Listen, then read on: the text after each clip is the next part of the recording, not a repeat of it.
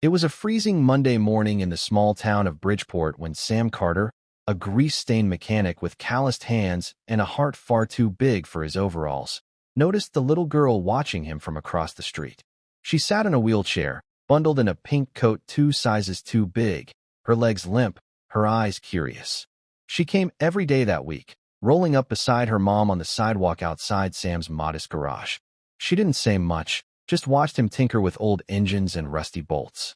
Sam waved each time, grinning through the grime. On Friday, he crossed the street. "Hey there," he said, kneeling. "You like cars?" The girl, Emily, nodded with a spark in her eye.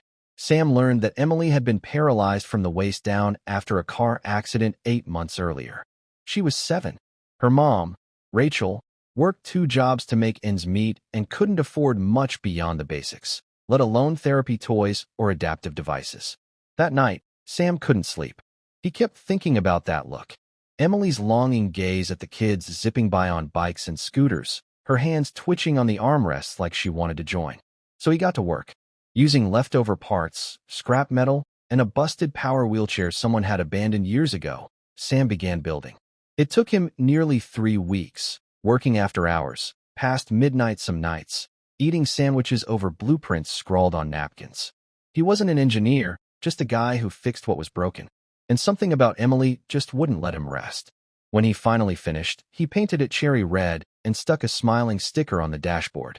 "This one's for you, champ," he said as he rolled it out onto the sidewalk one cold afternoon. Emily stared at the mini car, wide-eyed, mouth open. "It's got a joystick," Sam explained, "like your chair. Goes up to 5 miles an hour. You're officially faster than me now." Tears welled up in Rachel's eyes.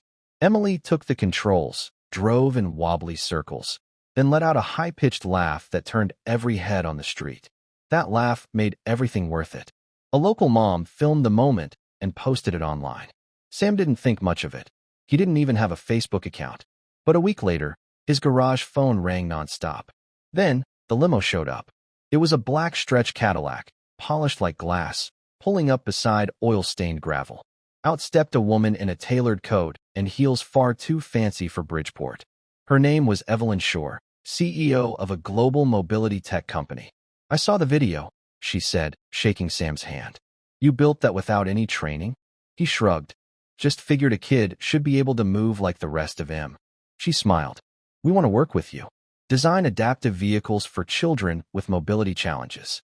Fund the whole thing. You in?" Sam looked past her to Emily, who now zipped around the lot like a race car driver, cheeks flushed with joy. He nodded slowly. "Yeah, I'm in."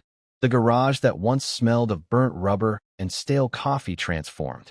Within months, it became a hub for innovation, adaptive bikes, mini wheelchairs, even remote-controlled scooters designed by Sam and tested by kids from across the state. But it wasn't just about the machines. It was about what they gave back: freedom, joy, dignity. Sam never sought fame or money. He just couldn't forget a little girl who watched him work like she wished she could ride. And in giving her that chance, he built something bigger than a mini car.